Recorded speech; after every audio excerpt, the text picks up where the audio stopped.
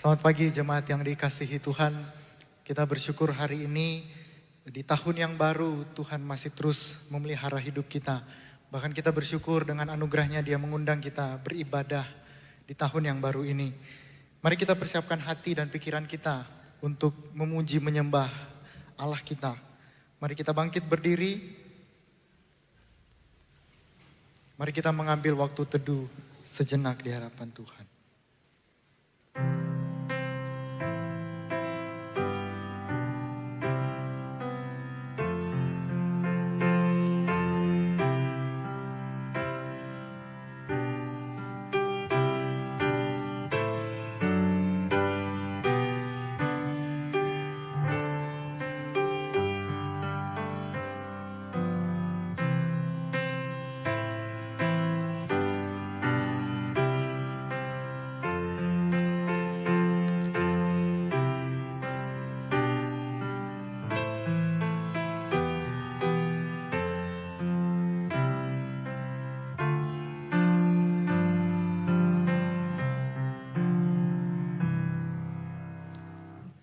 Mazmur 29 ayat yang kedua, berilah kepada Tuhan kemuliaan namanya, sujudlah kepada Tuhan dalam semarak kekudusan. Kita bersyukur karena kita punya Allah yang setia, menuntun kita masuk di tahun yang baru.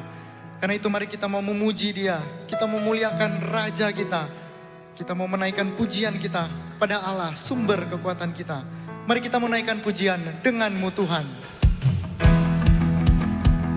Mari kita mau menyanyi buat Tuhan kita, karena Dia setia, karena Dia besar di dalam hidup kita, karena Dia sumber kekuatan kita.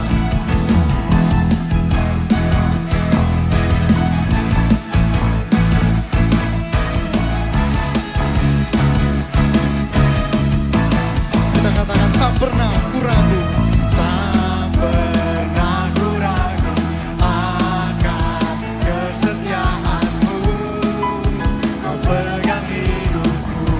Sepenuh jiwaku, sepenuh jiwaku, ku yakin dan percaya, Kau tuntun langkahku. Yesus Kaulah Raja, Yesus Kaulah Raja dalam hidupku, berkuasa berjaya untuk selamanya. Hanya Kau Tuhan, sumber kekuatan, kuasa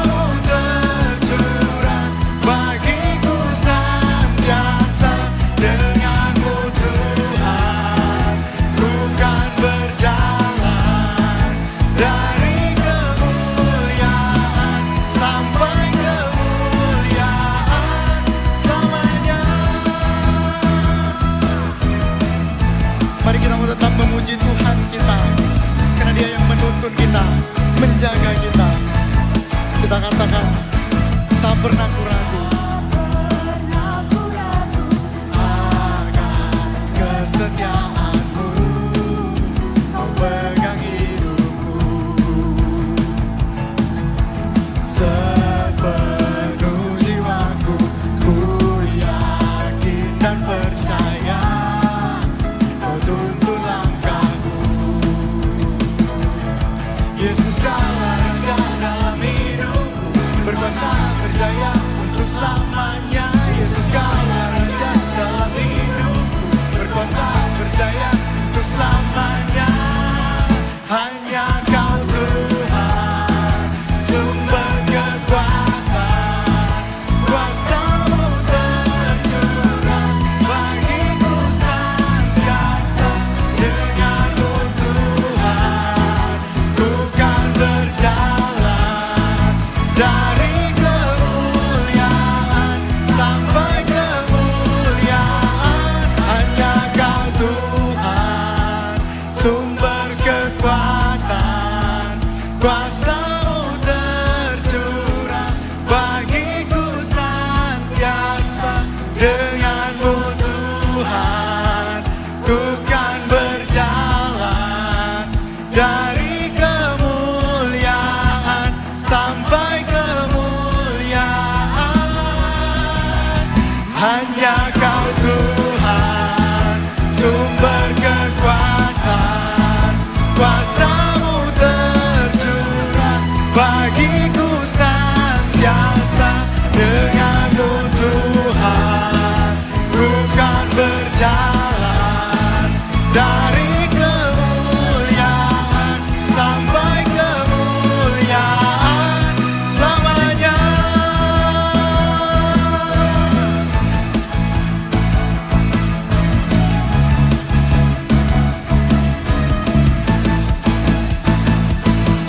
Mari kita berikan kemuliaan buat Tuhan kita. Mari kita berdoa. Benar Tuhan, Engkau Allah yang mulia.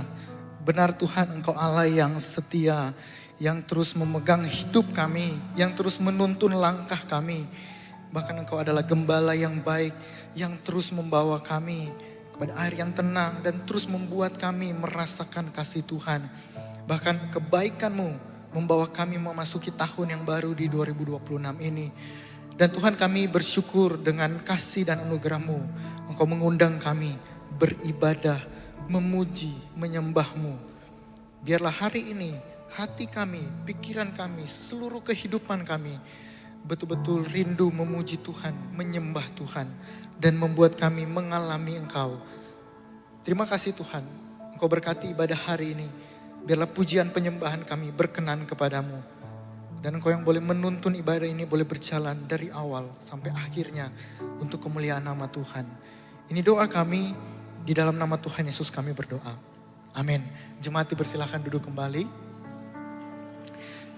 Jemaat yang dikasihi Tuhan, mari kita melihat seluruh kehidupan kita dari tahun 2025. Dia menuntun, menjaga kita sampai tahun yang baru ini. Pertanyaannya adalah, apakah kita mau tetap setia mengikut Dia, memilih bersama-sama dengan Dia, atau justru kita terus-menerus mengikut jalan kita sendiri, memilih meninggalkan Dia dan melakukan apa yang kita mau. Mari saat ini kita pakai momen di tahun yang baru, di ibadah kita hari ini. Kita datang di hadapan-Nya untuk mengakui semua dosa-dosa kita dan memohon Tuhan memurnikan kita. Sebelum itu mari kita mau menaikkan satu pujian ini. Kau menunggu hidupku.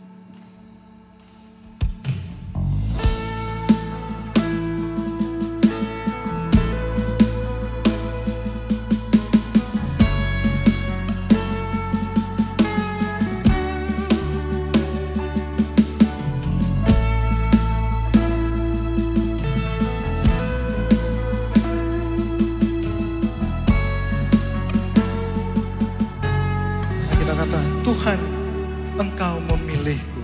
Tuhan, Engkau memilihku sebelum ku ada. Jemarimu yang menenunku serupa gambar.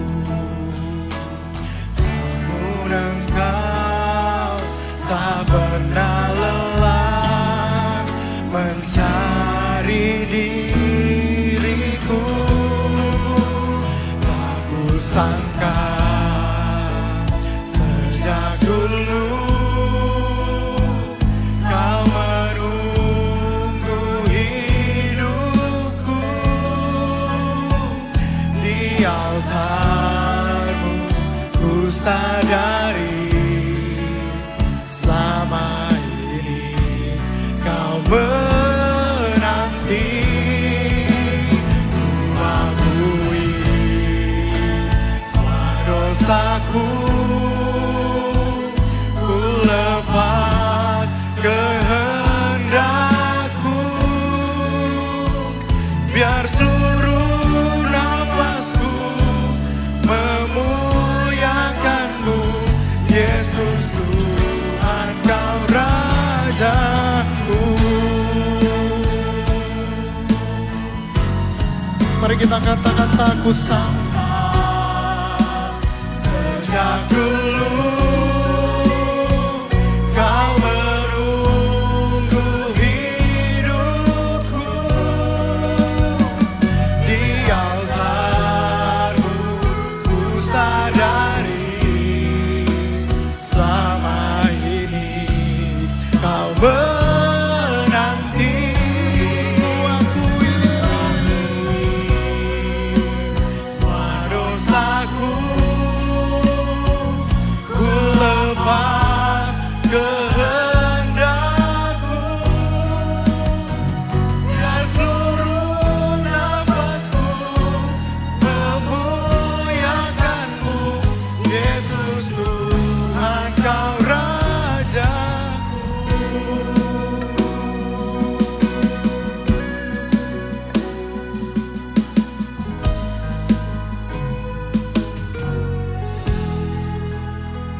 Jemaat yang dikasihi Tuhan, mari kita berdiam diri datang di hadapan Tuhan. Di tahun yang baru, Tuhan yang sama, Tuhan yang setia menuntun kita. Namun pertanyaannya adalah, apakah kita mau tetap setia, mengiring Dia, berjalan bersama-sama dengan Dia, atau justru kita memilih jalan kehidupan kita sendiri? Mari saat ini kita pakai momen di minggu yang pertama ini untuk kita boleh datang meminta ampun, memohon Tuhan, memurnikan kembali, dan memampukan kita hidup sesuai dengan kehendak-Nya. Mari kita ambil waktu berdoa di hadapan Tuhan.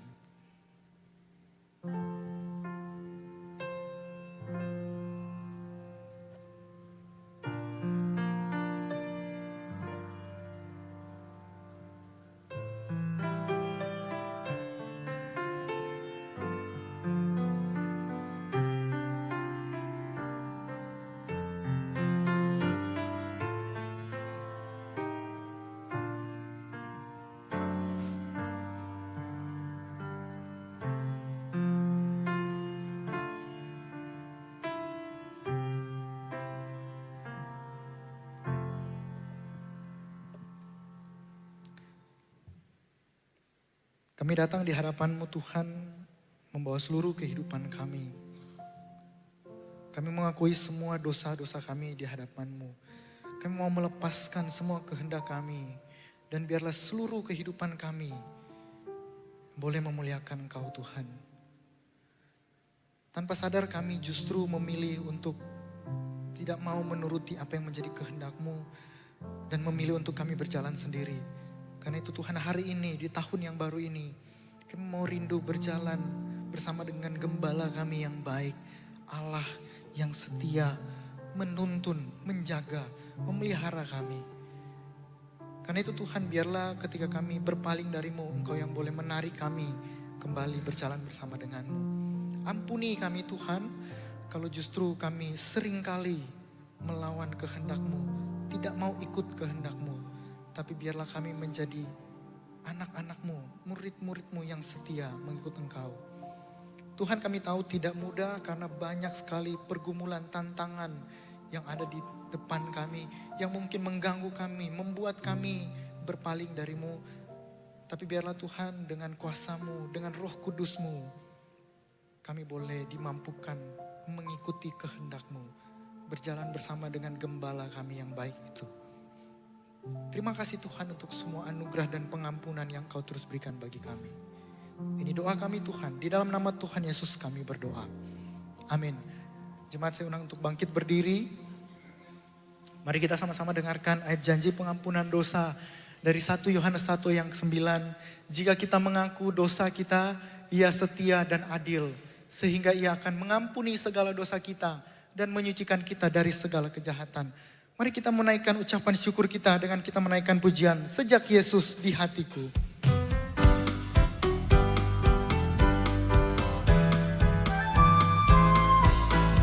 Hidupku ada perubahan yang ajaib. Hidupku ada perubahan yang ajaib, sejak Yesus di hatiku. Jiwaku rindu pencerahan terangnya, sejak Yesus di hatiku. Sejak Yesus di hatiku. Sejak Yesus di hatiku. Agregora ombak hatiku senang. Sejak Yesus di hatiku. Mari dengan tetap berdiri dengan sikap hormat di hadapan Tuhan, kita mau menyatakan iman kita sesuai dengan pengakuan iman rasuli demikian. Aku percaya kepada Allah Bapa yang Maha Kuasa, Khalik langit dan bumi, dan kepada Yesus Kristus anaknya yang tunggal Tuhan kita, yang dikandung dari Roh Kudus, lahir dari anak darah Maria, yang menderita sengsara di bawah pemerintahan Pontius Pilatus, disalibkan, mati dan dikuburkan, turun ke dalam kerajaan maut. Pada hari yang ketiga bangkit pula dari antara orang mati, naik ke sorga, duduk di sebelah kanan Allah, Bapa yang Maha Kuasa. Dan dari sana Ia akan datang untuk menghakimi orang yang hidup dan yang mati. Aku percaya kepada Roh Kudus, gereja yang kudus dan am, persekutuan orang kudus, pengampunan dosa, kebangkitan tubuh, dan hidup yang kekal. Amin. Jemaat dipersilakan duduk kembali. Kita bersyukur kita punya Tuhan Yesus, Gembala kita yang baik. Dan biarlah kerinduan kita boleh dituntun, boleh diarahkan oleh Gembala kita yang baik. Dan biarlah firman Tuhan hari ini boleh meneguhkan kita, menguatkan kita untuk kita tetap setia berjalan bersama dengan Tuhan, Gembala kita yang baik. Sebelum itu mari kita mau menaikkan pujian, Yesus Tuhan Gembalaku.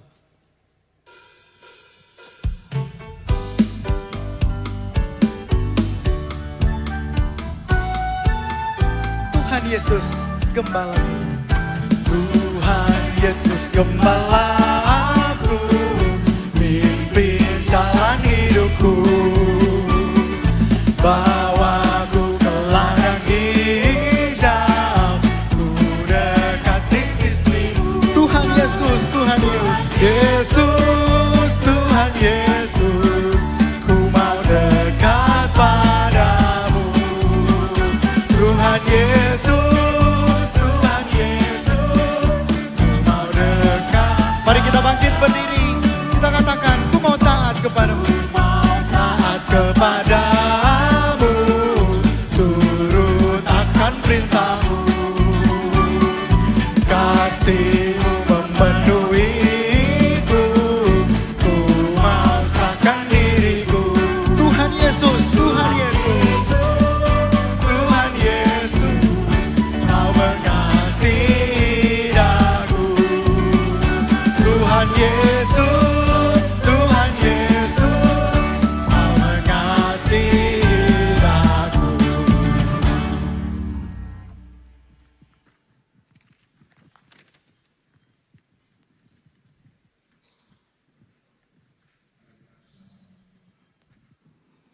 Biarlah pada pagi hari ini kami mengawali tahun 2026 di dalam minggu yang pertama, kami dengan satu kesadaran bahwa Tuhan, Engkau Gembala kami.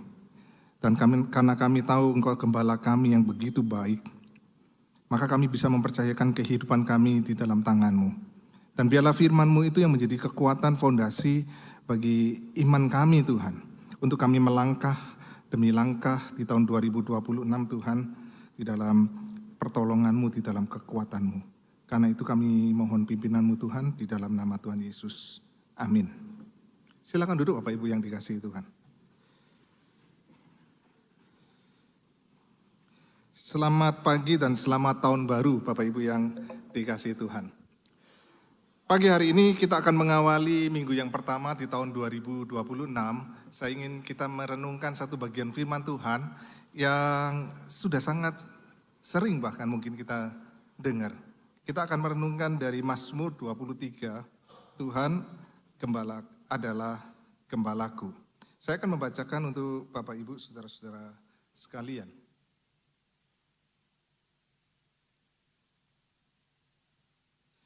Tuhanlah Gembalaku, takkan kekurangan aku. Ia membaringkan aku di padang yang berumput hijau. Ia membimbing aku ke air yang tenang. Ia menyegarkan jiwaku. Ia menuntun aku di jalan yang benar demi namanya. Sekalipun aku berjalan dalam lembah kekelaman, aku tidak takut bahaya. Sebab Engkau besertaku, gadamu dan tongkatmu, itulah yang meneguhkan aku. Engkau menyediakan hidangan bagiku di hadapan lawan-lawanku. Engkau mengurapi kepalaku dengan minyak, pialaku penuh melimpah. Kebaikan dan kasih setia belaka akan mengikuti aku seumur hidupku, dan aku akan tinggal dalam rumah Tuhan sepanjang masa. Bapak Ibu yang dikasihi Tuhan, seringkali kemudian kita mendengar dalam kehidupan kita, perjalanan rohani kita itu selalu diajar hidup kita bagi Tuhan. Ya, seringkali kita cuma ditekankan hidup bagi Tuhan. Padahal kalau kita tahu di dalam pengakuan iman Westminster, ada satu tujuan lagi yang penting, yaitu menikmati Tuhan. Nah, seringkali kita ini diajari cuma melakukan bagi Tuhan. Tapi realitanya seringkali kita tidak bersama-sama Tuhan.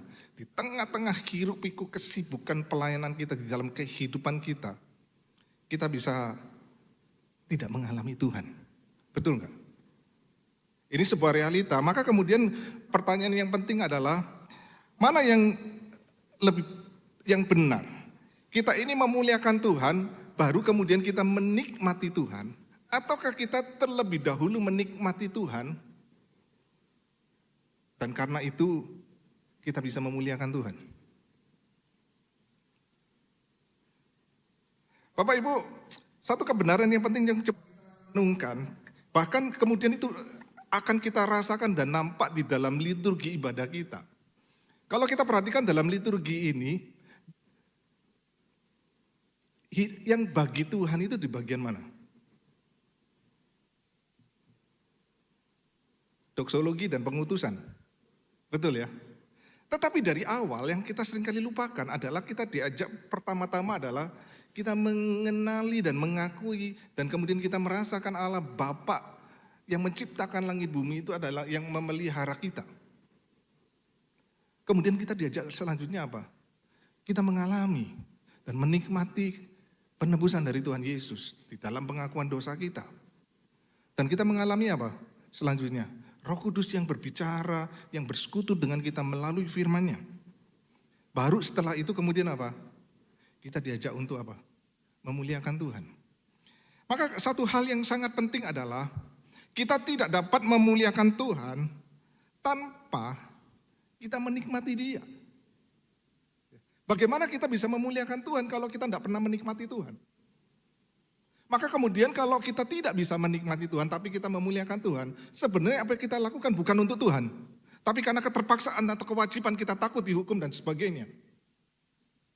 Tetapi waktu kita menyadari bahwa saya menikmati Tuhan dan mengalami betapa Tuhan itu indah dalam hidup saya nggak usah disuruh untuk hidup memuliakan Tuhan, saya mau untuk memuliakan Tuhan.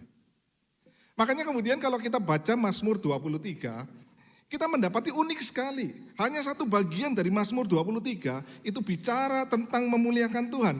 Yaitu di dalam bagian apa? Ayat 3b. Ia menuntun aku di jalan yang benar apa? Demi namanya. Untuk namanya. Tetapi kemudian kita mendapati hampir sebagian besar, hampir keseluruhan Mazmur 23, kita diajak untuk apa? Untuk menikmati Tuhan. Maka saya merindukan di tahun 2026, ada satu momen yang sering kali terhilang dari hidup kita, yaitu kita bersama-sama dengan Tuhan. Maka Mazmur ini mengajak kita untuk menikmati Tuhan. Apa yang kita nikmati dari Tuhan?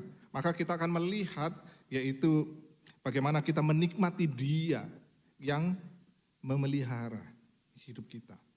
Dikatakan Tuhanlah gembalaku, takkan kekurangan aku. Ia membaringkan aku di padang yang rumput hijau. Berbaring bagi domba di padang rumput hijau itu sebuah kemewahan dan sebuah keindahan. Kenapa? Makanan yang berlimpah-limpah. Takkan kekurangan aku. Ini bukan bicara sekedar fisikal, tetapi juga bicara tentang hati kita. Nah, pertanyaan persoalan hidup kita itu adalah seberapa cukup itu cukup. Ukurannya gimana kalau cukup itu? Maka sangat sulit sekali, kadang-kadang kita mungkin bisa mengukur secara objektif Bapak Ibu yang dikasih dan saudara-saudara. Oh, standar hidup Jakarta kalau satu keluarga minimum 15 juta. Itu standar mungkin kecukupan, mungkin per orang. Berbeda lagi, walaupun mungkin ada yang di bawah itu. Tetapi seringkali persoalan kita bukan di dalam ukuran yang objektif. Persoalan kita adalah di dalam persoalan yang bersifat subjektif. Dan itu yang lebih dominan menguasai hidup kita. Seringkali kemudian sulit sekali kemudian kita mengukur cukup, tidak cukup karena persoalan subjektif kita. Maka bagi sebagian orang 15 juta itu berkelimpahan. Tapi sebagian orang lain 15 juta itu kekurangan. Betul ya? Persoalan di mana ini? Persoalan adalah kemudian yang menjadikan kita tidak pernah cukup adalah karena kita suka membanding-bandingkan. Ada persoalan kekosongan di dalam hati kita. Kita membandingkan, kok orang itu bisa jalan-jalan ke luar negeri. Maka kita merasa apa? Kok miskin ya saya ya? Betul ya? Maka kemudian kita lihat kok orang itu bisa makan di restoran yang enak. Kemudian kita merasa, aduh kok saya kok miskin sekali gak bisa makan makanan yang enak. Padahal persoalan kita bukan persoalan makanan yang enak. Bapak Ibu, banyak makanan yang enak. Nanti kita lihat problema kita adalah, problema kesehatan kita adalah sebagian besar gara-gara apa? Makanan. Tapi bukan cuma itu, ini problem-problem yang kemudian kita lihat. Karena kita mau membandingkan, kan kemudian kita merasa tidak cukup, tidak cukup, dan berbahaya sekali. Hidup yang kemudian kita tidak pernah merasa cukup. Saya baca buku, senang sekali saya beli buku, bukan buku Kristen. Itu buku yang sangat bestseller. Kalau boleh kita baca, itu judulnya The Psychology of Money. Dan salah satu bagian bab yang berbicara di dalam Psychology of Money adalah bicara tentang rasa cukup. Persoalan manusia adalah karena apa? Tidak ada rasa cukup. Dan itu yang kemudian menghancurkan. Bapak Ibu, Rajat Gupta, seorang yang bernama Rajat Gupta, lahir di Kalkuta, ya, di India, di dalam keadaan keluarga yang sangat miskin. Dalam usia belasan, dia sudah menjadi yatim piatu. Tetapi dia berjuang di dalam hidupnya sedemikian luar biasa, sampai umur pertengahan 40-an, dia itu menjadi seorang yang dianggap sangat sukses. Dia menjadi seorang CEO McKinsey, sebuah perusahaan yang sangat terkenal, sampai tahun 2027. Tapi 2007 kemudian dia meninggalkan McKinsey dan kemudian dia bekerja di PBB dan World Economic Forum. Ya, dan kemudian dia menjadi salah satu direktur dari sebuah bank yang pada waktu itu sangat besar, yaitu Goldman Sachs. Hartanya di tahun 2008 itu mencapai 100 juta US dollar. Jumlah yang kecil ya Bapak Ibu ya? Enggak, kalau dihitung rupiah itu 1,7 triliun.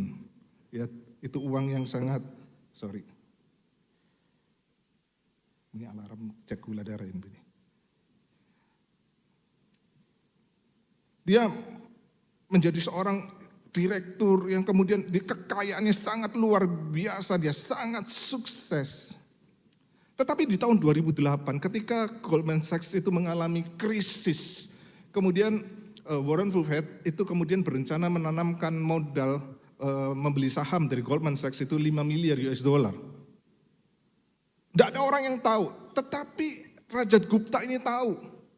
Maka dia cepat-cepat hubungi rekannya yang lain, Raja Ratnam, kemudian mereka beli saham ratusan ribu lembar, kemudian mereka dapat untung jutaan dolar. Tapi itu insider trading dan ketahuan. Akhirnya ditangkap, karirnya dan reputasinya hancur, berantakan. Kenapa seseorang yang punya uang 100 juta US dollar itu bisa melakukan itu, dan untung dari insider trading itu cuma beberapa juta US dollar. Kan bagi ukuran dia itu terlalu kecil. Karena dia tidak puas dengan menjadi cuma 100 juta US dollar. Dia pingin uangnya miliaran billion US dollar. Bagi dia tidak cukup uang sebegitu. Dan ini yang menghancurkan dan berbahaya. Mungkin kita berpikir, oh saya keluarga miskin, saya nggak punya apa-apa, saya nggak akan terganggu dengan rasa cukup. Siapa bilang? Banyak orang-orang kemudian persoalan zaman sekarang adalah apa? Di Indonesia orang yang terjerat dengan pinjol begitu luar biasa. Karena apa? Karena tergoda untuk apa? Mau hidup lebih, dan lebih. Dan inilah persoalan yang juga menghancurkan di dalam banyak kehidupan termasuk bisnis. Maka kalau saya walaupun hamba Tuhan tapi kadang-kadang senang mengikuti bisnis-bisnis begitu ya. Kadang-kadang lihat YouTube, bisnis dan sebagainya. Banyak perusahaan-perusahaan hancur bukan karena apa? Tidak mampu, tetapi karena terlalu cepat ekspansi. Ya. Sampai kemudian utangnya begitu banyak, terlalu ekspansi, sampai kemudian keuangannya justru malah goyah. Unik ya, karena apa? Terlalu pingin cepat, terlalu, karena pingin gak cukup. Dan prinsip investasi juga begitu. Seorang trader atau seorang investor yang berhasil adalah orang yang gak serakah. Kebanyakan kita, kenapa gagal di dalam investasi maupun trading, mau saham, mau kripto, mau apapun, emas dan sebagainya. Kenapa gagal? Karena hati kita serakah. Kalau orang trading itu kan apa? Oh dia tetapkan, oh kalau udah untuk 10% udah dia lepas. Kalau kita hati serakah, termasuk saya, gitu ya. Untuk 10%, wah bakalan naik lagi. 20% bakalan naik lagi. Ya, nggak mau cepat-cepat dilepas, betul lah, saya bukan ngajari trading ya. Tapi realita hati persoalan adalah karena serakahnya itu loh yang banyak membuat gagal. Akhirnya apa? Mau pingin terus tambah naik, kalau bisa 200%, 300%, 400%, 500%. Boro-boro kemudian tiba-tiba anjlok, blek, habis. Malah bukan untung tapi buntung. Minus semua. Persoalan manusia adalah serakah, gak cukup. Dan bukan cuma itu, persoalan kita yang menjerat hidup kita adalah kemudian karena gak cukup, akhirnya kemudian kita diperbudak dalam hidup kita. Semu waktu kemarin saya bantu cari-cariin. Ini puisi dari Gemini ya. AI, hasil AI. Walaupun saya juga ada baca puisi yang lain, ada mirip-mirip tapi ini hasil dari Gemini ya. Ini realita kita kemudian yang terjadi. Uang adalah gembalaku. Ini antitesis dari Mazmur 23. Uang adalah gembalaku yang diktator. Aku takkan dibiarkan berhenti mengejarnya. Ia memaksaku berbaring hanya saat kelelahan. Kelelahan melanda. Ia menggiringku ke dalam hiruk pikuk pencarian yang tak usai. Ia mendikte jiwaku.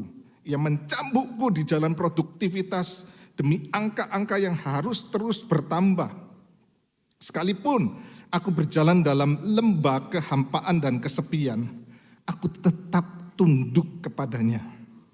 Sebab tanpanya aku tak berdaya, tagihan dan ambisiku itulah yang memacu aku. Yang menyediakan tuntutan di hadapanku, di hadapan waktu istirahat yang seharusnya milikku. Ia mengurapi kepalaku dengan kecemasan akan hari esok. Pialaku penuh dengan jeripaya yang menguras rasa. Kesibukan dan tekanan akan mengikuti aku seumur hidupku. Dan aku akan terus menghamba di bawah perintahnya sepanjang hari-hariku. Betul nggak? Ya. Kalau kalian senang ikuti lagu Hindia, banyak lagu, anak-anak muda tahu ya Hindia ya. Itu banyak lagu-lagu yang frustasi seperti ini. Ya. Itu mencerminkan kehidupan yang tak ada hentinya, yang begitu lelah dan kadang-kadang frustasi. Bapak Ibu, ini realita dalam kehidupan kita, bukan? Persoalannya kita tidak melihat bagaimana kemudian apa yang Tuhan berikan sebenarnya cukup dan bahkan berlimpah-limpah. Persoalannya bukan di dalam apa yang secara materi kita dapatkan. Persoalannya adalah di dalam hati kita. Maka kemudian kalau demikian, rasa cukup hanya bisa kita dapatkan di dalam Tuhan. Maka di dalam Tuhan dikatakan, ia membaringkan aku di padang rumput yang hijau. Bapak Ibu, padang rumput di Yehuda atau di Israel Selatan, ya, itu unik sekali. Ini bersifat musiman. Jadi kalau musim hujan di musim winter dan juga di musim semi, ya, di spring itu ada hujan, itu padang rumputnya perhatikan sangat hijau. Ya. Tetapi kalau kemudian masuk musim mulai panas, musim gugur, maka itu betul-betul gersang sekali. Ya. Maka yang kita lihat di situ begitu indah sekali Tuhan kita memberikan kepada kita pemeliharaan bukan seasonal, bukan musiman. Dia tetap konstan dan berlimpah-limpah. Makanya dikatakan engkau mengurapi kepalaku dengan minyak, pialaku penuh melimpah. Ada banyak hal dalam kehidupan ini yang sebenarnya Tuhan berikan itu berlimpah. Tapi seringkali kemudian karena kita merasa tidak cukup, kurang, dan kemudian kita merasa Tuhan itu tidak baik. Bapak Ibu, bukan cuma itu, bahkan di dalam Tuhan kemudian kita melihat dia membimbing ke air yang tenang, dia menyegarkan jiwa kita. Padang rumput yang tadi itu bukan tempat perhentian terakhir. Di padang rumput itu tempat perhentiannya bukan di sana. Kenapa? Karena itu pun menjadi tempat yang sangat berbahaya. Di padang gurun itu walaupun air hujan curah melimpah, tetapi kemudian karena air hujan curah melimpah, seringkali muncul sungai-sungai yang begitu deras arusnya, yang kemudian domba itu kalau minum di situ pasti terhanyut dan berbahaya sekali. Maka gembala yang baik, dia akan memimpin menuju ke air yang tenang, yaitu menuju ke apa? Ke oase yang tenang. Makanya Bapak Ibu, kalau kita lihat perumpamaan orang yang membangun rumah di atas batu dan di atas pasir, itu begitu. Memang kalau membangun di atas pasir itu di padang gurun itu, yang kemudian kalau musim hujan itu tanahnya subur, mudah sekali. Tetapi begitu rapuh, gampang tiba-tiba muncul sungai yang dimanapun orang nggak tahu tiba-tiba muncul dan rumahnya bisa rubuh. Orang yang penuh hikmat akan mendirikan di atas batu, di atas bukit-bukit batu yang kemudian kalau hujan itu turun, rumah itu tetap kokoh. Maka itulah kondisi di padang gurun.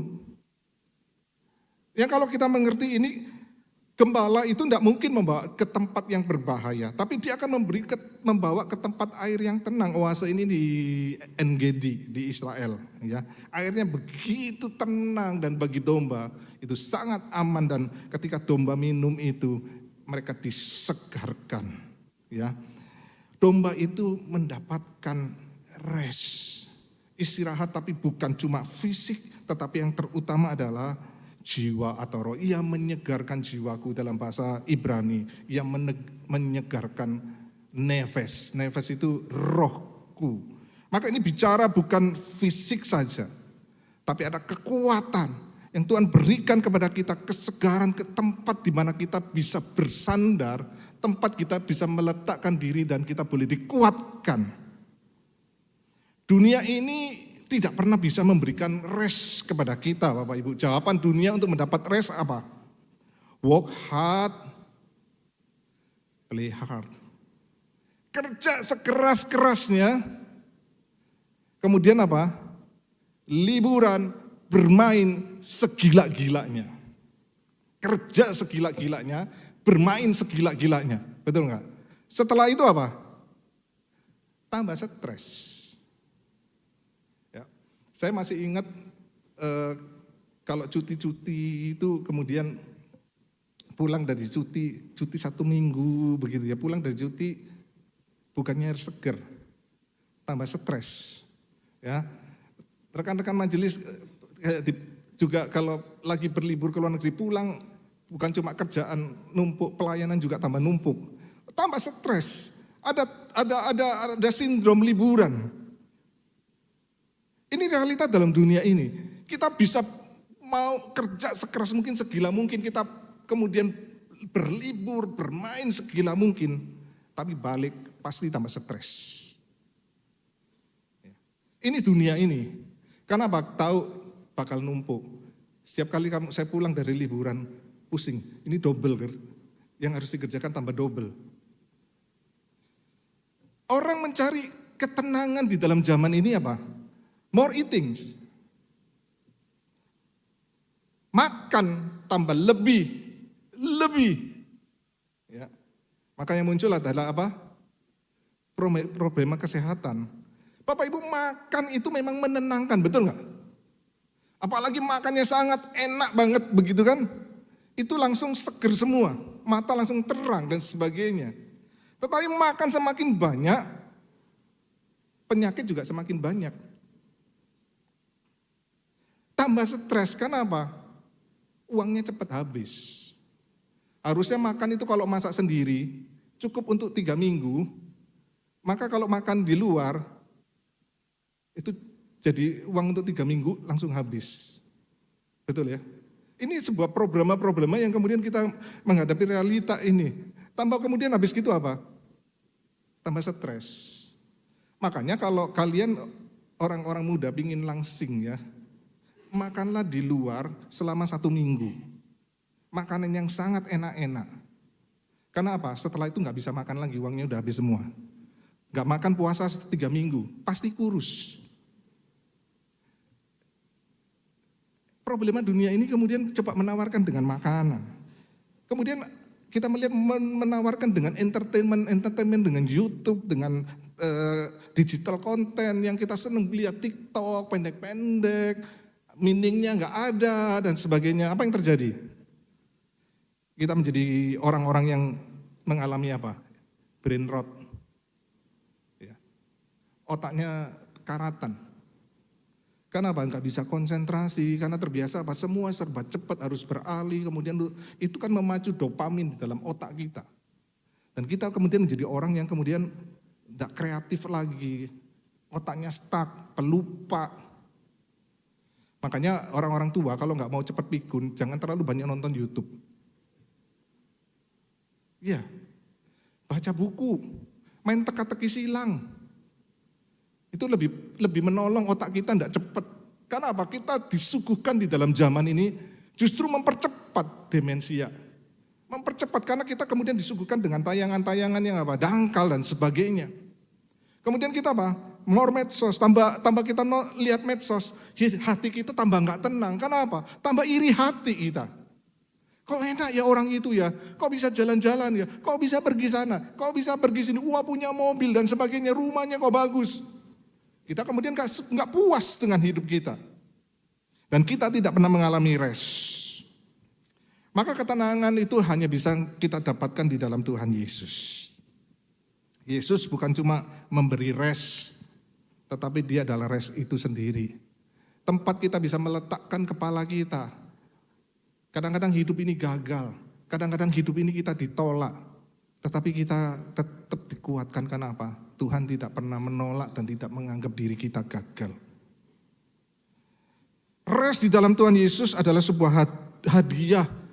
Bukan buat yang kuat, tetapi anugerah bagi yang percaya. Bukan berhenti bekerja, tetapi berhenti bersandar pada diri sendiri. Bapak Ibu, orang yang mengalami rest itu bukan berarti malas-malesan, bukan berarti tidak bekerja keras. Justru orang yang rest itu akan jauh menjadi orang yang kreatif. Akan menjadi orang yang kemudian menjadi tenang di dalam menghadapi segala situasi. Justru dia bisa survive dan bertahan di dalam kesulitan-kesulitan hidup. Dia tetap bisa bekerja. Kenapa? Karena dia tetap meletakkan percaya dan harapan dia sama Tuhan. Justru tenang. Kita dibangun di dalam pola bekerja, rest, begitu ya. Tapi yang seharusnya terjadi adalah apa? Kita rest untuk bekerja. Kita mengalami sukacita itu, ketenangan di dalam Tuhan, justru membuat kita semakin semangat di dalam bekerja. Ini yang harus terjadi dan itu gak mungkin ditemukan di dalam dunia ini kecuali kita temukan di dalam Tuhan Yesus.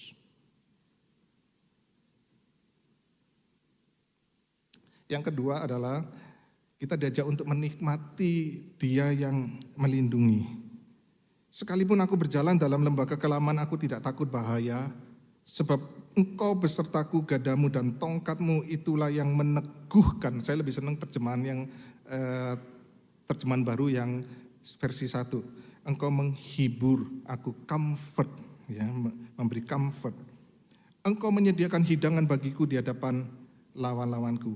Hidup kita ini seperti sebuah perjalanan di padang gurun, Bapak Ibu, yang penuh dengan bahaya. Tuhan tidak pernah menghilangkan kesulitan dalam hidup kita. Tuhan sering dalam hidup ini mengizinkan kita melewati kesulitan dan itulah padang gurun di dalam kehidupan kita. Dan hidup kita sendiri memang sebuah perjalanan di padang gurun yang ada banyak binatang buas, ada lawan di situ.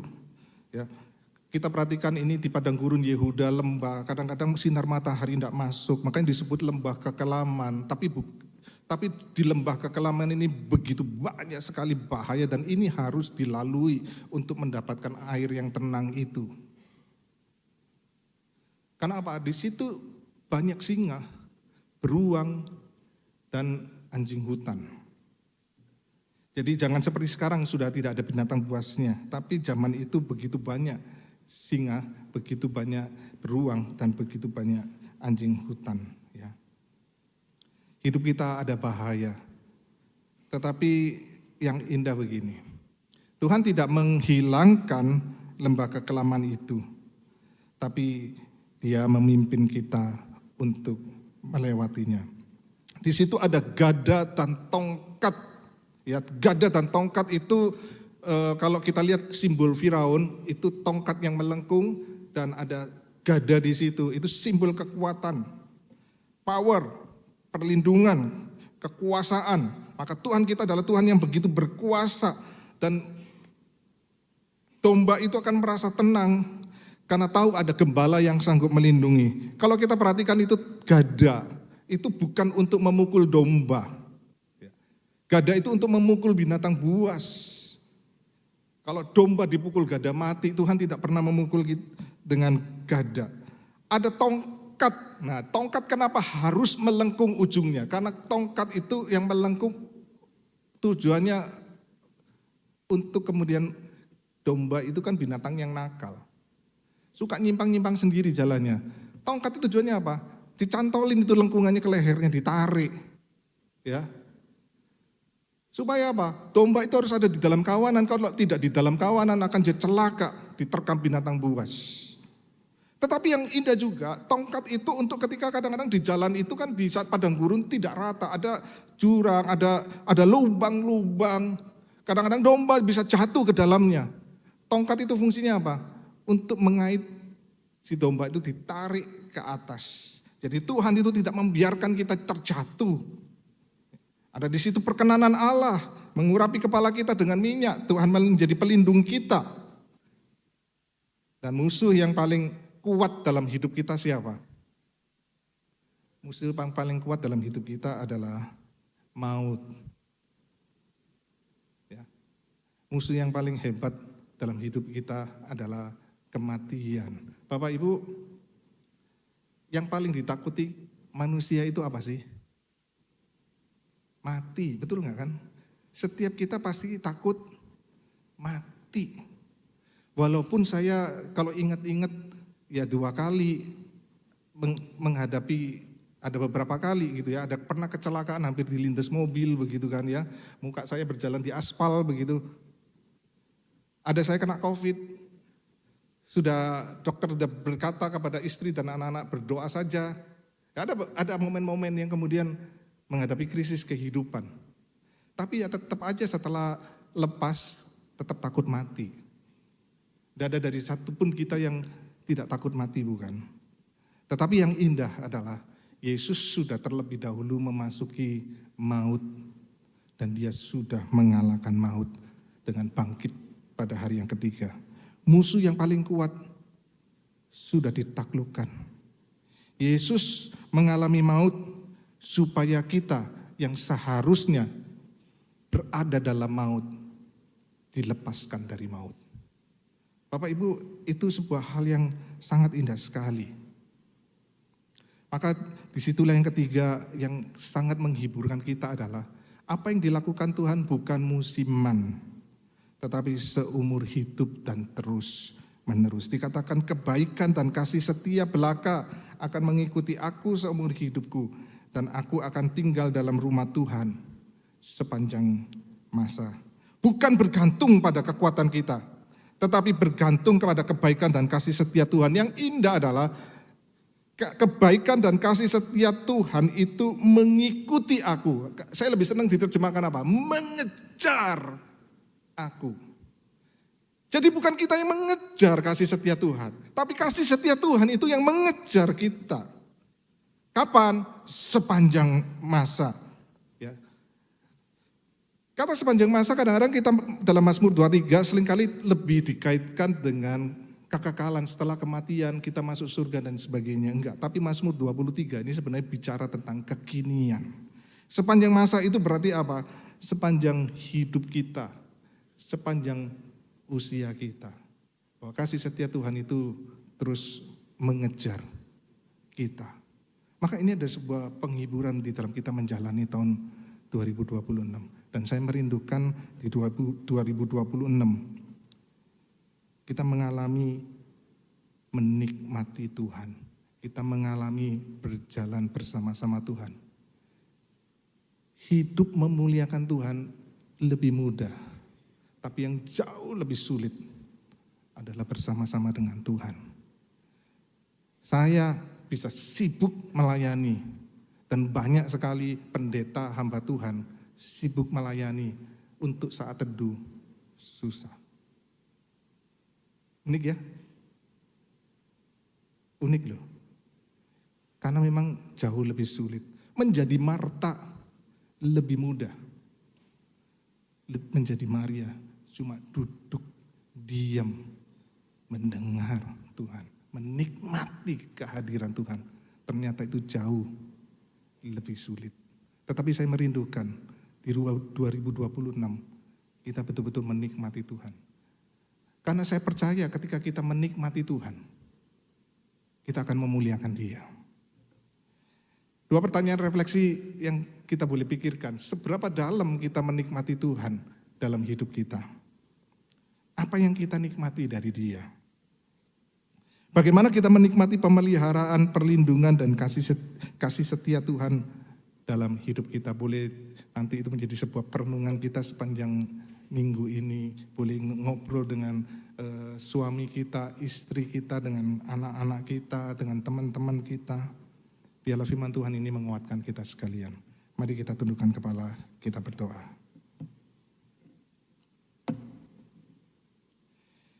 Biarlah Tuhan, Engkau yang adalah gembala kami, betul-betul kami alami Tuhan di dalam hidup kami. Bukan karena Engkau tidak mengerjakan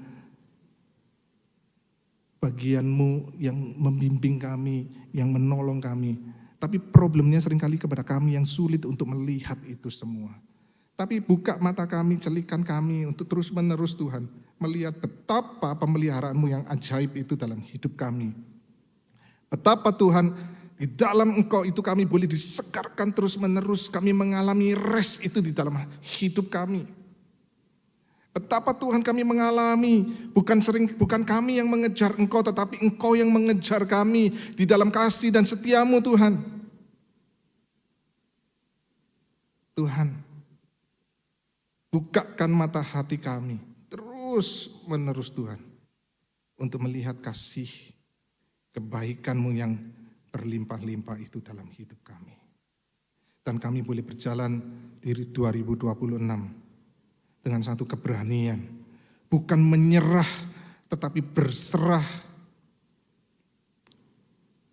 Hidup kami Tuhan ada dalam tangan-Mu. Dan di dalam tangan-Mu Engkau tidak pernah mengecewakan kami. Kami mengucap syukur di dalam nama-Mu Tuhan kami Yesus Kristus. Amin. Bapak Ibu yang dikasihi Tuhan, kita akan menerima sakramen perjamuan kudus. Sakramen perjamuan kudus diperuntukkan bagi kita yang sudah dibaptis dewasa maupun sudah disidih. Ya.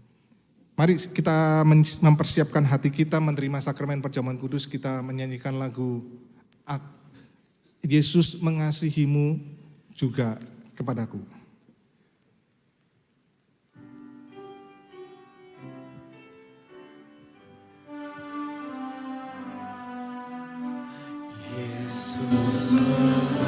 Mengasihimu juga mengasihiku,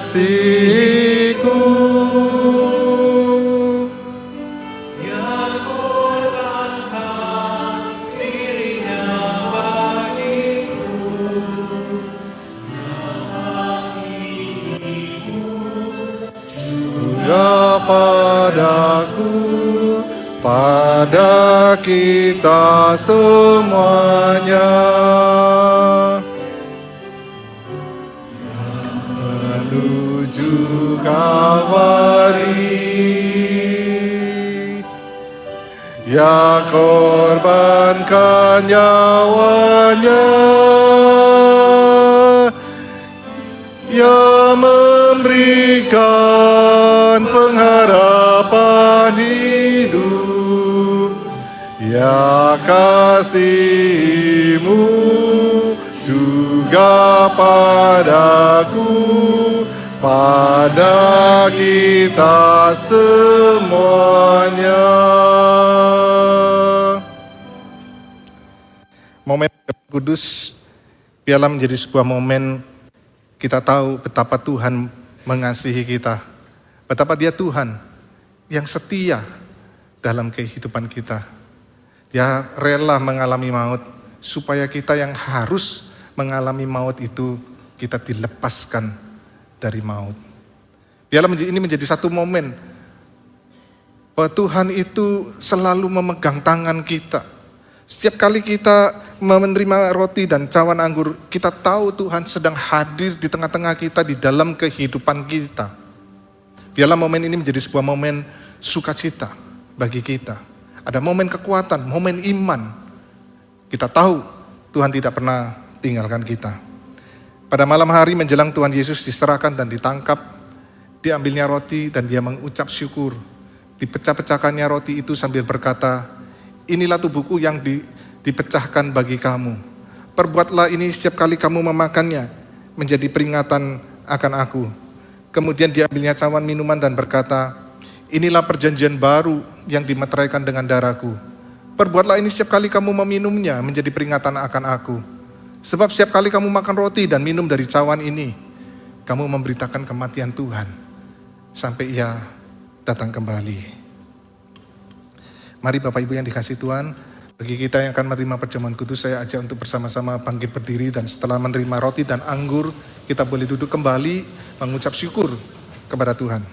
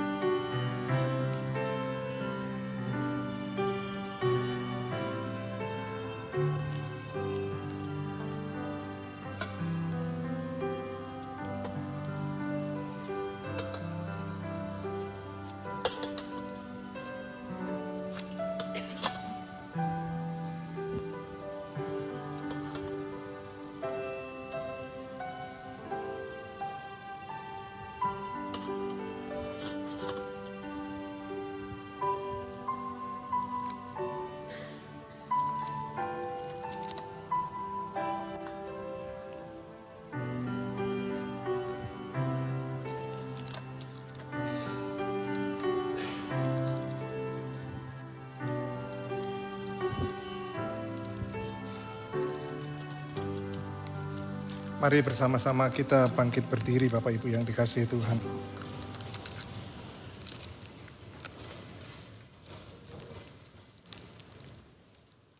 Mari sebelum kita menerima roti dan cawan anggur, kita bersama-sama berdoa. Betapa hati kami dipenuhi ucapan syukur Tuhan. Ada Engkau yang selalu ada bersama-sama kami. Ada Engkau Tuhan yang kehidupan kami tidak mungkin dapat dipisahkan dari kasih-Mu. Ada Engkau yang terus-menerus Tuhan, bukan kami yang jujur harus kami akui, bukan kami yang mengejar Engkau, tetapi Engkau yang dalam kasih dan kasih setia-Mu mengejar kami, menangkap kami, memeluk kami, mengasihi kami. Terima kasih Tuhan. Biarlah momen ini menjadikan kami Tuhan, betapa indahnya hidup bersama-sama dengan Engkau Tuhan. Terima kasih. Dalam nama-Mu Tuhan kami Yesus Kristus kami berdoa. Amin. Mari kita angkat roti kita bersama-sama. Ingatlah tubuh Tuhan yang dipakukan di atas kayu salib, karena Ia begitu mengasihi engkau dan saya. Mari dengan hati penuh ucapan syukur kita memakannya bersama-sama.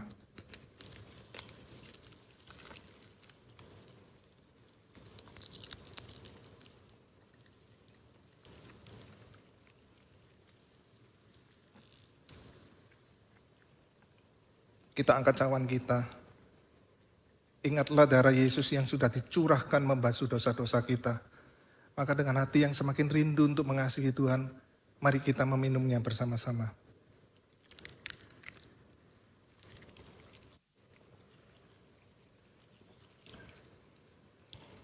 Kami mengucap syukur Tuhan untuk kasih dan kebaikan-Mu. Ini kami Tuhan, diri kami. Bukakan hati pikiran kami untuk terus-menerus sepanjang hidup kami melihat kasih kebaikan-Mu. Sehingga ketika kami boleh melihat kasih dan kebaikan-Mu, hati kami rindu terus untuk memuliakan nama-Mu Tuhan. Kami mengucap syukur di dalam nama-Mu Tuhan kami Yesus Kristus. Amin. Terima kasih.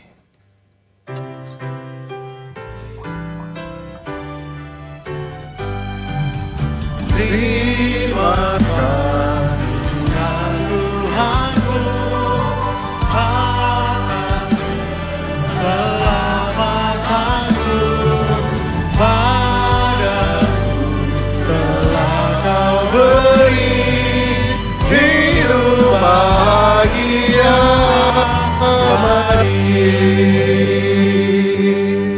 Jemaat dipersilakan duduk. Perjamuan kudus kita selesai.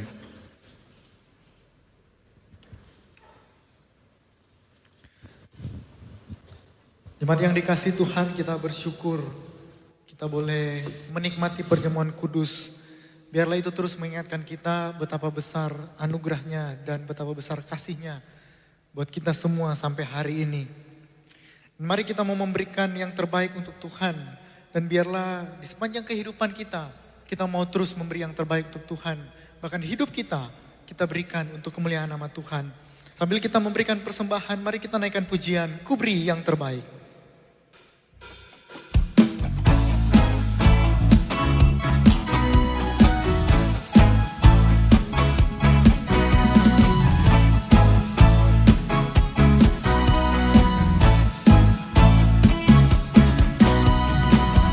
Aku temukan kasih yang sejati tiada pernah berubah, hanya di dalam-Mu Yesus Tuhanku.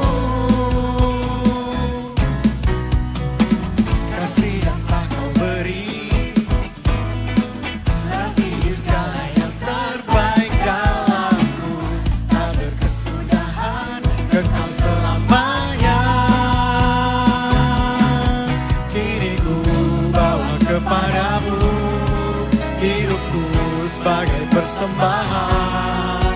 Terimalah pujian dari hatiku, hanyalah untukmu. Ku beri yang terbaik, hanyalah bagimu, hanya untukmu yang termulia, berkenan bagimu.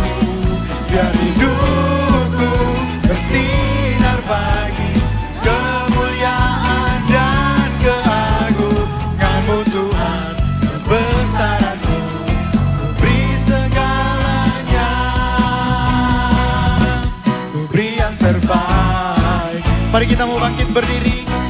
Kita mau menyatakan pujian kita karena kasih-Nya yang sudah Dia berikan buat kita. Mari kita memuji Tuhan kita. Kasih yang telah Kau beri, kasih yang telah Kau beri, lebih segala yang terbaik dalamku, tak berkesudahan, kekal selamanya. Mari kita katakan, kini ku bawa kepadamu, bawa kepadamu hidupku sebagai persembahan. Terimalah pujian dari hatiku, hanya untukmu. Ku beri yang terbaik hanyalah bagimu, hanya untukmu yang termulia, berkenan bagimu. Biar hidupku bersinar bagi kemuliaan dan keagungan-Mu Tuhan, kebesaran-Mu. Ku beri segalanya, ku beri yang terbaik,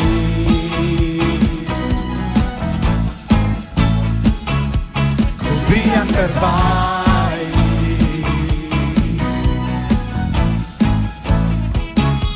ku beri yang terbaik. Mari kita berdoa. Kami bersyukur Tuhan untuk kebaikan-Mu dan kasih-Mu bagi kami ketika Engkau terus menuntun kami. Kami bersyukur kami punya gembala yang baik, yang selalu memberikan kami yang terbaik. Biarlah Tuhan kami terus rindu menyenangkan-Mu. Biarlah Tuhan kerinduan kami mengikuti kehendak-Mu. Dan Tuhan, biarlah di dalam sepanjang kehidupan kami di tahun yang baru ini, kami mau memberi yang terbaik hanya bagi Tuhan, hanya untuk Tuhan, dan hanya untuk kemuliaan nama Tuhan. Dan biarlah Tuhan Engkau pakai hidup kami, supaya kami boleh menjadi persembahan yang berkenan kepadamu, melayani-Mu, dan terus menjadi berkat dimanapun kami berada. Tuhan terus pakai hidup kami menjadi alat kemuliaan nama Tuhan. Terima kasih Tuhan, kami bersyukur untuk setiap kebaikan-Mu. Tuhan berkati setiap persembahan yang sudah diberikan. Biarlah itu Engkau pakai menjadi alat-Mu untuk terus boleh memuliakan nama-Mu dan menolong gereja-Mu ini semakin hari terus boleh mengerjakan pekerjaan-Mu. Terima kasih Tuhan, ini doa kami. Di dalam nama Tuhan Yesus kami berdoa. Amin. Jemaat dipersilakan duduk kembali, kita akan sama-sama mendengarkan warta pengembalaan.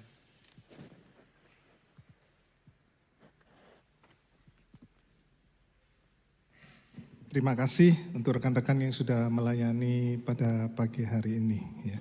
Di dalam kesempatan ini saya ingin bertanya, apakah ada di antara kita yang baru pertama kali hadir di GKY Kebayoran Baru? Apakah ada? Kalau ada, bolehkah mengangkat tangan supaya kami bisa menyambut Bapak Ibu saudara-saudara sekalian? Apakah ada yang baru pertama kali hadir dalam ibadah di tempat ini? Ya.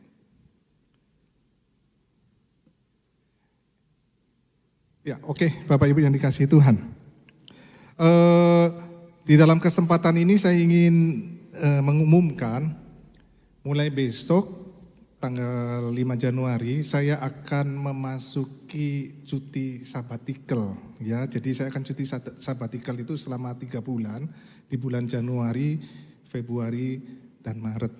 Dan jangan khawatir, saya nanti balik lagi di bulan April ya, Bapak Ibu. Nah, selama 3 bulan ini nanti yang akan menjadi pelaksana tugas gembala itu akan dijabat sama Muse Andreas Himawan. Muse Andreas Himawan ini juga sekum sinode kita gitu, tapi luar biasa sampai mau menjadi pelaksana tugas. Thank you, Sheikh. Muse Andreas. Boleh panggil rutin Muse ya. Ya, jadi nanti apa-apa boleh cari Muse ya, Muse Andreas ya. Kita akan menyaksikan Bapak Ibu warta kita di dalam bentuk rekaman ya.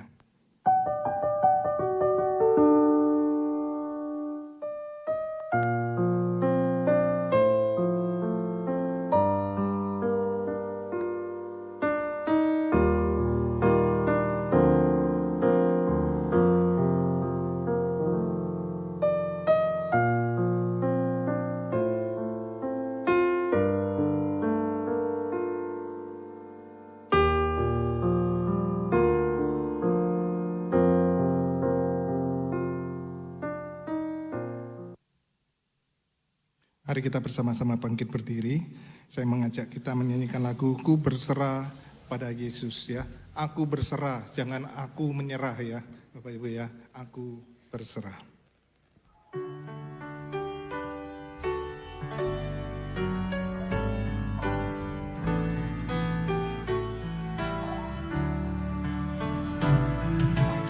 Ku berserah pada Yesus dengan tangan yang bebas, dan ku mau mengasihinya selalu bersamanya.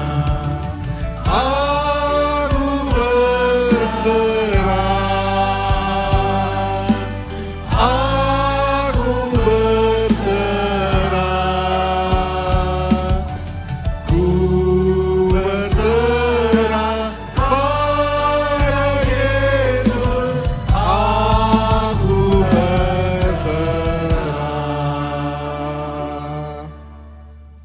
Inilah kami umat-Mu Tuhan. Kami melangkah memasuki tahun 2026 ini. Kami serahkan semua komitmen-komitmen kami. Kami serahkan semua rencana-rencana kami. Kami serahkan semua harapan-harapan kami. Kami serahkan semua kerinduan kami. Kami serahkan semua bisnis-bisnis kami, pekerjaan kami, bahkan kesehatan kami untuk Engkau pimpin. Karena kami tahu Tuhan, Engkau Tuhan gembala, gembala yang memelihara kami. Engkau gembala yang melindungi kami. Engkau gembala yang bahkan terus-menerus mengasihi kami. Tidak pernah berhenti. Tuhan, ini kami. Kami mau serahkan semuanya. Pimpin kami langkah demi langkah. Kami tahu kehidupan kami seperti berjalan di padang gurun Tuhan. Tapi kami tahu Engkau beserta kami. Tiang awan, tiang api itu selalu berjalan di depan kami. Gembala kami selalu berjalan di depan kami. Kami serahkan hidup kami. Di dalam nama-Mu Tuhan kami Yesus Kristus kami berdoa. Amin. Doksologi. Puji Allah Bapa Putra, puji Allah Roh Kudus, ketiganya yang esa. Pohon selamat sumber berkat.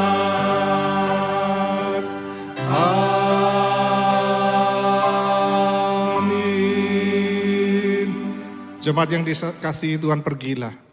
Biarlah tangan kasih Tuhan yang menuntun setiap langkah hidupmu. Terimalah berkat dari Allah Tritunggal. Kasih yang sempurna, anugerah yang begitu ajaib dari Allah Bapa dan Tuhan kita Yesus Kristus. Hikmat, pimpinan, kekuatan, dan pertolongan dari Roh Kudus menyertai setiap langkah hidup saudara-saudara sepanjang tahun 2026, bahkan sampai selama-lamanya. Amin.